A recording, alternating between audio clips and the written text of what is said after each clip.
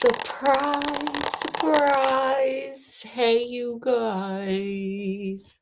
We are here. And guess what? We're bringing this book back. And, after this, we'll do the rest of Spooksville. We'll finish out, the Secret Path, and then we're done. But we're bringing back this one for our super scary Saturday sleepover.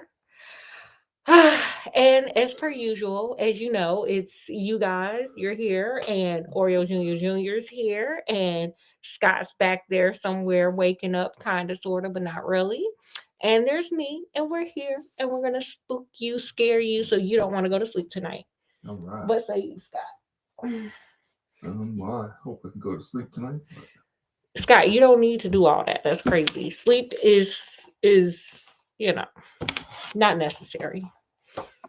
Okay, are you ready, Scott? I'm ready. Did I tell you the title yet, Scott? You did not. Mm. The title of today's story is The Uninvited Guest. Is it roaches Mm. or bed bugs?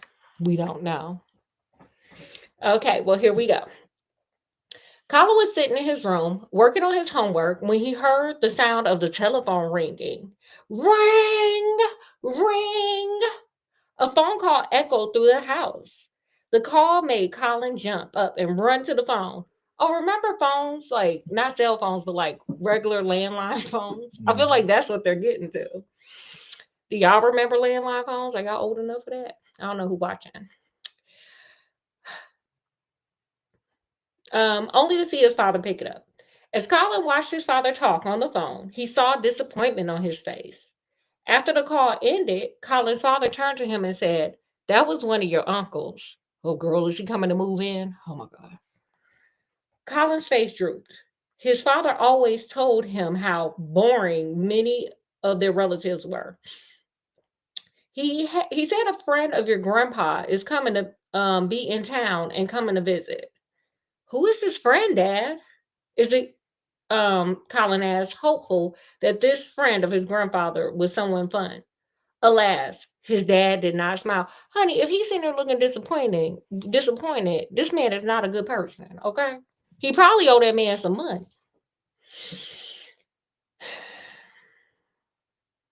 "I'm not sure, son. I also didn't know him well, so why the hell you let him come to your house?" "I'll call my brother back, like, tell him we ain't gonna be here." Colin knew his dad was not at all pleased about having this random person come to visit their home.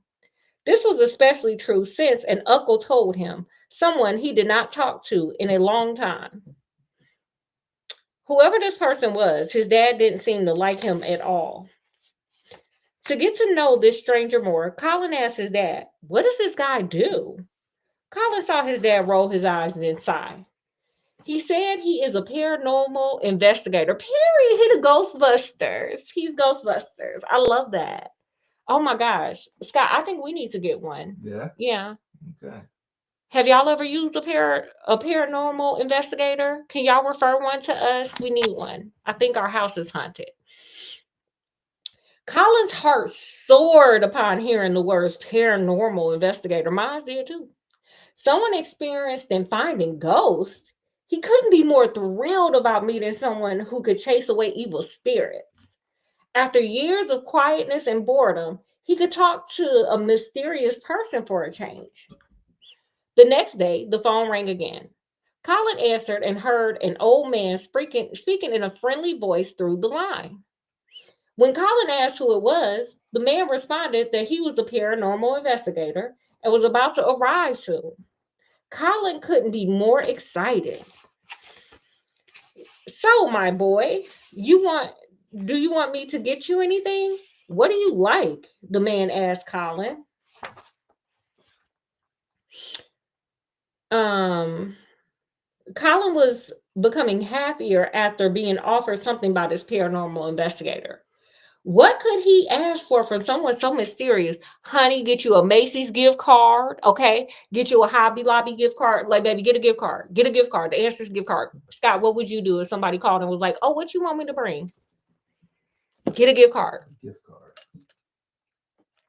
Y'all out there, what would y'all want him to bring? Bring a Maserati.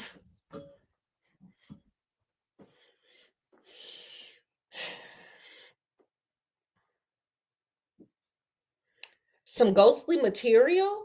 A cool device to trap spirits? I told you the man was the Ghostbusters. Colin was about to answer the man about what he wanted. However, before he spoke, the man talked, only for his voice to disappear into static. Colin shook his phone, thinking he had lost reception. He went around the house for a good signal, hoping to reach back to the older man. Yeah, get him back on the phone, baby. You ain't even said what you wanted. Colin went down to the basement in desperation, switching on the light. In the lit room, he listened out for another person. However, as he put his ear to the phone, he heard huff, huff. I don't know what the hell that is, but huff, huff. Someone breathing into the phone, right? Every second came the sound of the heavy breathing. Yeah, you're right. I didn't know I would have hung up, which Colin felt was somewhat strange. When he asked the man if he were still there, the sound of humming in a harmonious melody that somehow made Colin feel a little uncomfortable. Uh-oh. Colin, something wrong here. I don't like this. Something about this story is a little creepy. Thankfully, the man was still there, asking the question again. Calm down. Colin asked if he could have a cat since his parents didn't allow him to have one. That is a odd. Sir, you gonna have to take care of the damn cat. And did your parents tell you it was okay to have a cat? Because who the hell gonna feed the damn cat and buy a cat litter all day?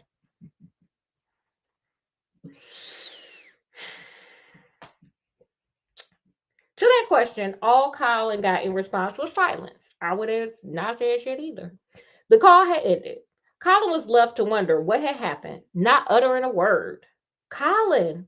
The boy was startled by his mom's stern call from upstairs. You're not supposed to be there by yourself. Come up now. Colin was wondering why being in the basement was such a problem. Still, he knew better than to question his mother's authority. The basement was dark and creepy, after all. So he left the basement, leaving him without an answer from the older man. No, your ass ain't getting no cat, sir. I can answer for the older man. You ain't getting no cat. Why the hell would you ask for that? Get a damn Visa gift card.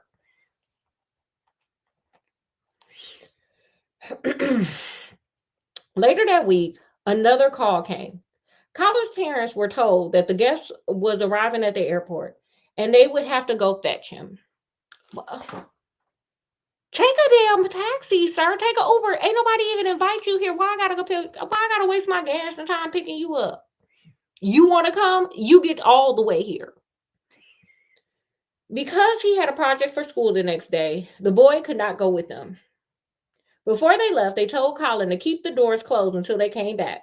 Though he didn't like being left alone, Colin did not argue. He did what was told and locked up all the doors and windows, waiting for mom and dad to return with their guest. Hours passed since his parents had left, and Colin had just finished doing his homework. He looked at the clock and saw with surprise that it was 9:30. After putting away his homework, he strolled down the stairs and into the living room to watch TV until his parents returned. He good, because I would have been into all kinds of crap. If you don't want to be left alone, y'all don't do this. If there are children out there, don't do this. But if you don't want to be left alone, then just like be untrustworthy. My parents didn't leave me alone because I was horrible as a child. I was a mischievous child. But he a good kid, so. As he watched cartoons, Colin could not hold in his excitement. The guests would arrive and shower him with fun and mystery any minute now. And you could have had a damn Visa gift card, but you ain't speak up, sir. Alas, time went by and no one came home. Worried about his parents, Colin got up and went to the phone to call his dad. Then, just when he was about to ring his dad, knock knock, baby. The door was knocked hard, shocking the timid boy. Colin stared at the door as it remained silent. After that, another two knocked, rapping at the door. Curious, Colin walked up to the door and looked through the eye hole. There outside the door, he found a man with a smile. Girl, he looked like that dude from the Poltergeist, the second one. Remember that man came with that hat on? He was like, Carol Ann, come here. Scott don't know what I'm talking about. Y'all know what I'm talking about. He was slightly older than Colin's father, with wrinkles and graying hair. The boy was looking at a man who seemed polite and happy, but he was creeped out by the stranger. Ooh, girl. We don't do creepy.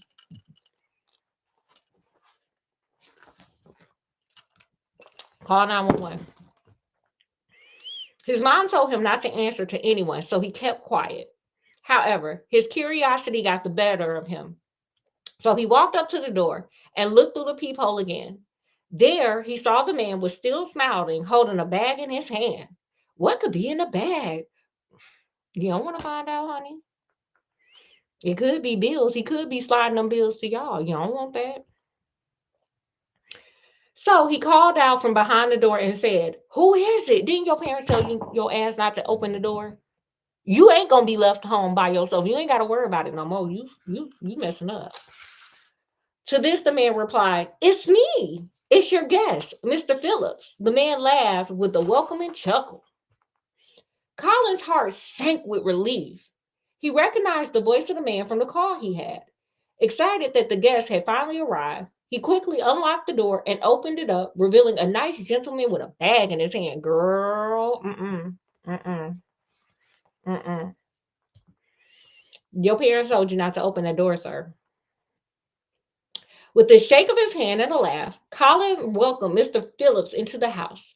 However, when he looked behind, he saw that his parents were not there. Yeah, they wouldn't have knocked. They have a key, sir. Did they say they would fetch Mr. Phillips from the airport? Where were they? Then Mr. Phillips called from behind, snapping him out of his thoughts. Is everything all right, boy? He asked. Colin shook his head and answered, Where are my parents? He asked. Oh, your parents came to look for me. I'm sorry, boy, the old man laughed as he rubbed Colin's head, accelerating his awkwardness. My plane arrived earlier than expected, so I decided to come here myself. So you couldn't have did that shit before? You couldn't have called nobody and told them, don't worry about it. Save your gas, save your time. Mr. Phillips getting on my nerves. I told your parents I'd be here, he added. They should be back home soon. Colin's body relaxed. Thank goodness, he thought. Then Mr. Phillips looked up the stairs and asked, Where's the washroom? Colin pointed to where it was, up the stairs and towards the left. The man walked up without a word, slowly creeping his way into the washroom.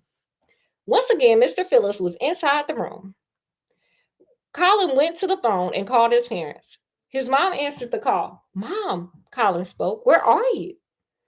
I'm coming home now, sweetie, she said. Make sure you get ready for Mr. Phillips. At that moment, Colin's mind twisted with confusion. But, Mom, Mr. Phillips is here already. He called you, remember? Didn't they tell your little ass not to open that door? Now you didn't let some weirdo in your mama in them house.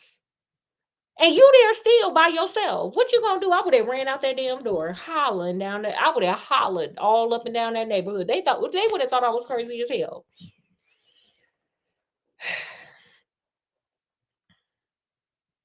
What? Colin heard his mother gasp. What are you talking about? He's here, Colin said, getting more nervous. In the restroom. Before Colin could speak, his mother interrupted with a shaky voice. Colin, I need you to get out of the house right now, she yelled with alarm. Colin was struck by fear and worry. Why was his mother screaming like that? Was he in danger? Was Mr. Phillips not the friendly man his dad had told him about? Clearly not, sir. Get your ass up out of there. Then again, he remembered something else.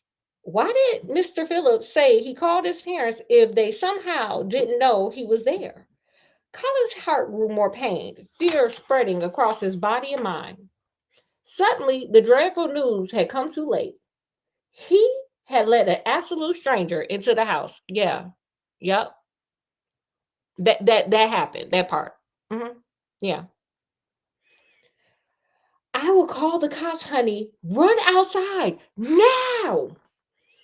With the urgent call over, the boy made a run for the door and out of the house. Suddenly, he heard a voice calling to him. It was Mr. Phillips. Colin, can you come here? Colin turned around with fright. He looked he looked to expect the stranger upstairs, only to find that he wasn't there. Freaking out, the boy looked around until he heard the man call again. There's something I want to show you. Absolutely not. Absolutely not. Honey, I'll be like, I'll be there in a second. And I would have ran right up out that door. But what terrified Colin more was that the man was not upstairs. Instead, the voice came from the deep, dark basement. Watch him take his little ass down there. Watch. Watch this. Watch. Watch. The the one place where he was told not to go into. He looked down the stairs to see the dark room with nothing in sight. Nothing except for a dark silhouette. A shady figure walked like a phantom in the night, smiling eerily at Colin. The boy could hardly walk or move or talk or move, frozen with fear. His heart beat faster than before, overcome by fright as the old man called to him with a gruesome voice. Come quick! I have a surprise for you. Finally, Colin ran as fast as he could, dashing outside the door. As he ran, he saw two cars pull up. One was his family car, the other was the cops. Out of the family station wagon. Oh, we saw one yesterday. We saw a station wagon yesterday. Wait, sorry, y'all. Let me clean this off. That did not help, but we did it anyway. Yeah, we did. We saw a station wagon. I have pictures of it. It was awesome. It was epic. It was Back to the Future.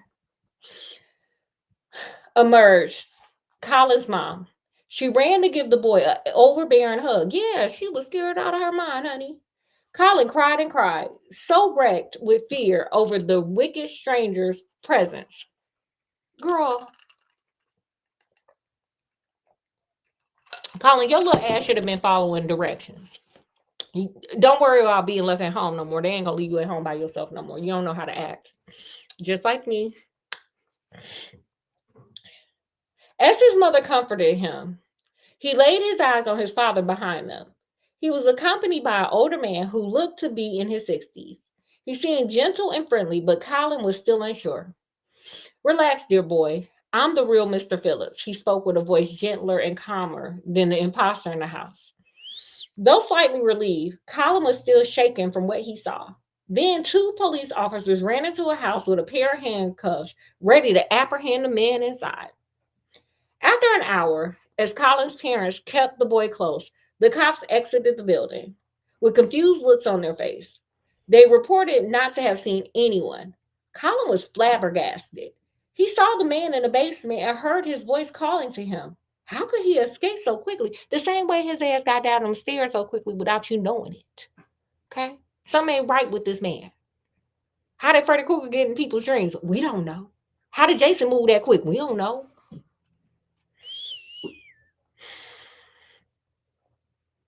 Did you check the basement? Colin asked. Yes, one of the cops replied, but we found nothing. Nothing except for this bag, the other cop said, holding a black bag in his hand. Colin immediately recognized the bag as the fake Mr. Phillips, the fake Mr. Phillips had been holding.